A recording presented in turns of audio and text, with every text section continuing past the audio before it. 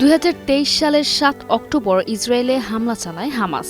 এতে ইসরায়েলে প্রায় 1200 জন নিহত হন।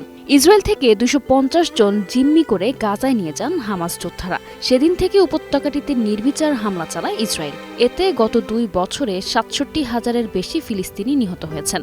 এ সময় ধাপে ধাপে অধিকাংশ জিম্মিকে মুক্তি দিয়েছিল হামাস।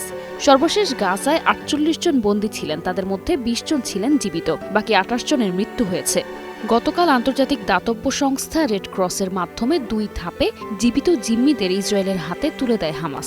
মৃত জিম্মিদের মধ্যে 4 জনের মরদেহও ফেরত দেওয়ার কথা জানিয়েছে তারা। জীবিত জিম্মিদের ফেরত পাওয়ার পর ইসরায়েলের কারাগার থেকে ফিলিস্তিনি বন্দীদের মুক্তি দেওয়ার প্রক্রিয়া শুরু হয়।